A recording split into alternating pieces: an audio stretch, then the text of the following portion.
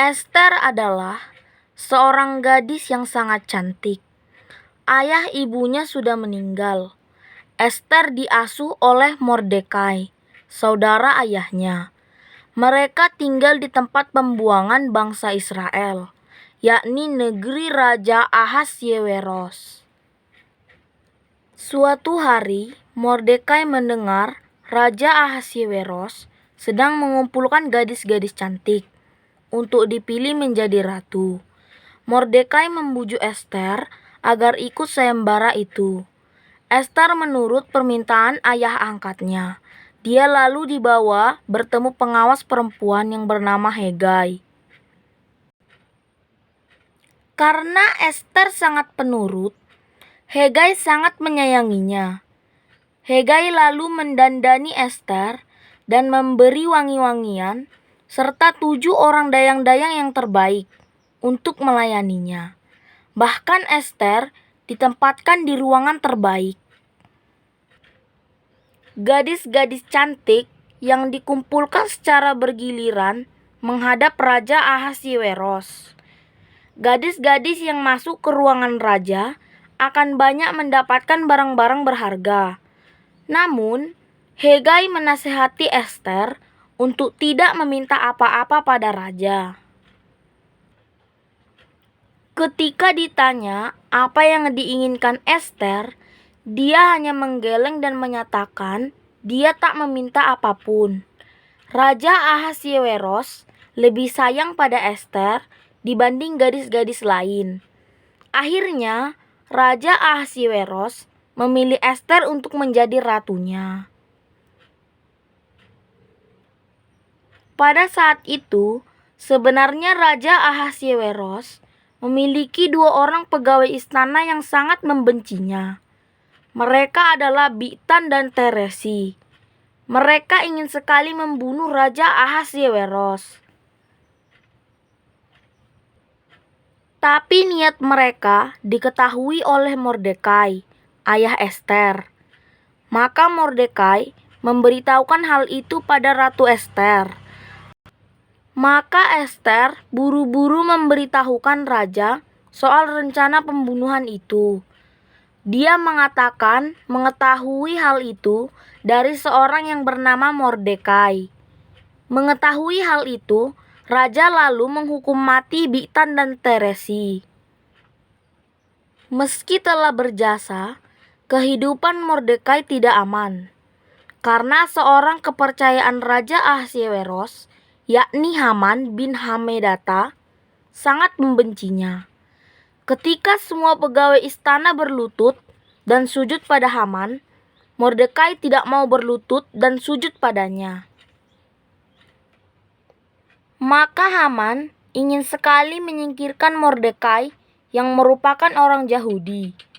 Haman pun merencanakan sebuah siasat licik untuk membunuh semua orang Yahudi di negeri itu. Maka dia pun pergi menghadap Raja Ahasyeweros. "Tuanku, ada bangsa asing yang masuk ke negeri kita dan tak mau mengikuti aturan yang dibuat raja.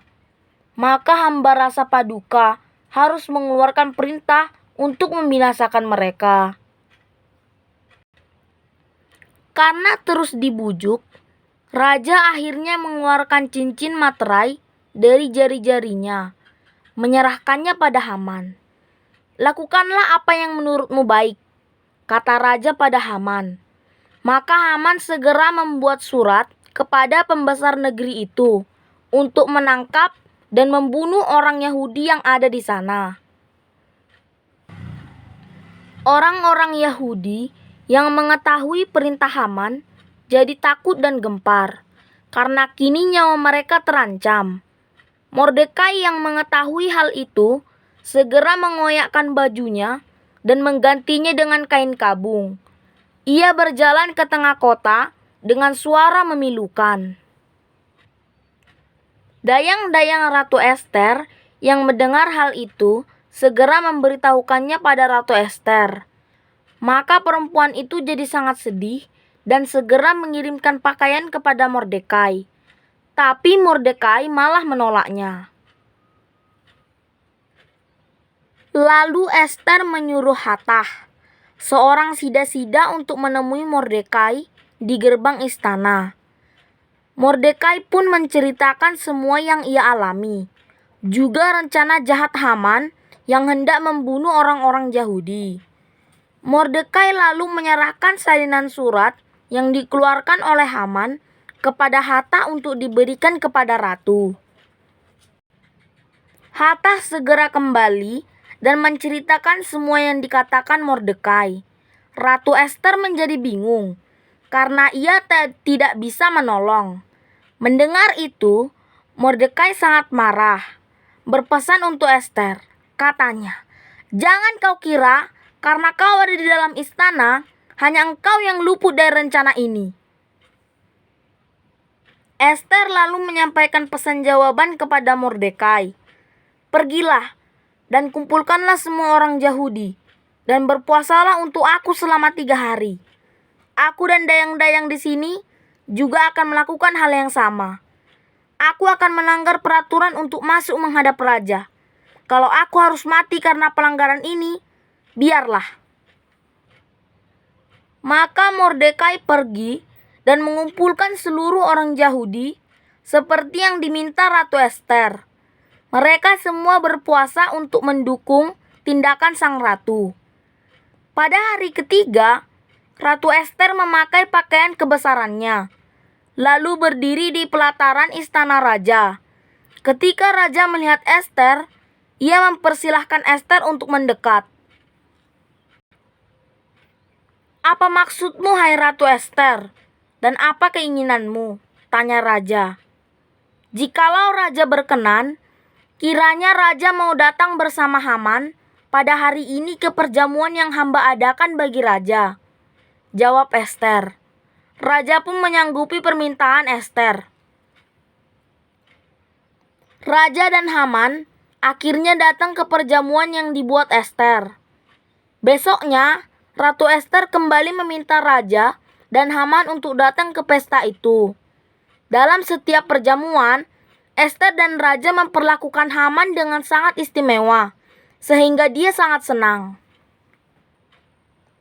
Namun, saat Haman keluar dari kediaman Ester, dia melihat Mordekai tidak memberi hormat padanya.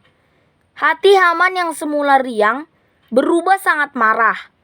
Maka Haman segera pulang ke rumahnya dengan amarah di dadanya. Sesampainya di rumah, Haman langsung menceritakan sikap Mordekai pada istri dan sahabat-sahabatnya. Istri Haman mengusulkan agar Haman membuat tiang tinggi untuk menghukum Mordekai. Haman setuju dengan ide istrinya itu dan akan segera membuat tiang gantungan. Malam itu, raja tidak bisa tidur. Dia sangat gelisah, lalu ia menyuruh pegawainya untuk mengambil kitab sejarah dan membacakannya untuk dirinya. Saat raja sadar bahwa Mordekai tercatat sebagai orang yang telah menyelamatkannya dari pembunuhan, maka raja akan memberikan kehormatan pada Mordekai. Keesokan harinya, ketika Haman datang menemui raja untuk memberitahukan rencana penghukuman Mordekai, raja bertanya padanya, "Apa yang harus diberikan kepada orang yang telah berjasa kepadaku?" Haman berpikir raja pasti akan memberikan anugerah padanya. Maka dia menyarankan agar orang itu diberikan pakaian dan kuda terbaik, sambil raja mengeluh-elukannya sebagai orang paling berjasa. "Ide yang bagus. Segera lakukan semua yang kau katakan tadi kepada Mordekai," perintah raja pada Haman. Mendengar hal itu, Haman sangat terkejut, karena orang yang paling dianggap berjasa oleh rajanya adalah sang musuh.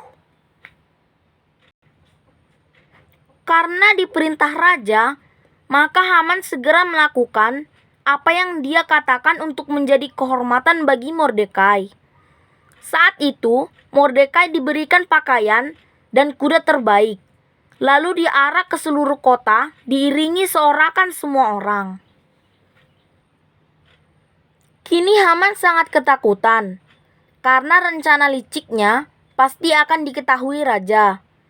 Ia pun menceritakan ketakutannya kepada istrinya. Saat mereka sedang bingung, tiba-tiba datanglah utusan raja untuk mengundang Haman ke perjamuan Ratu Ester. Dengan terpaksa, Haman ke perjamuan itu. Saat minum anggur, Ester tampak murung tak seperti biasanya. Melihat hal itu, raja lalu bertanya mengapa sang ratu murung. Ester pun lalu menceritakan bagaimana orang-orang Yahudi diperlakukan tidak adil karena surat perintah yang dibuat seseorang. Mendengar cerita Ester, raja sangat marah. Siapa orang yang berani kurang ajar itu? Ester lalu menunjuk Haman. Dialah orang yang telah berbuat jahat itu, Raja. Raja sangat marah, tapi dia tak menghukum Haman. Karena takut, Haman terus berlutut meminta ampun pada Ester. Bahkan dia terus mengikuti Ester sampai ke kamar. Inilah yang kemudian membuat raja marah dan menggantung dia di tiang yang Haman buat sendiri. Setelah itu, raja memberikan seluruh harta Haman kepada Ester. Ester pun menceritakan asal-usulnya kepada raja. Maka raja memanggil Mordekai dan memberikan cincin kekuasaan yang dulu dia serahkan kepada Haman. Raja juga menghapus surat perintah Haman untuk menghancurkan orang Yahudi. Demikianlah kisah Ratu Ester yang sangat penurut dan sangat disayangi oleh raja.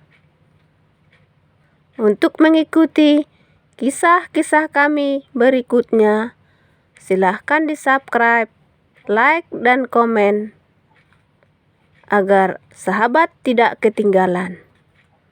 Ingat sahabat, subscribe tidak bayar ya, gratis pokoknya. Bila subscribe masih berwarna merah, silahkan ditekan hingga berwarna abu-abu. Bila sudah abu-abu, berarti sudah di-subscribe. Terima kasih. Tuhan memberkati kita semua. Amin.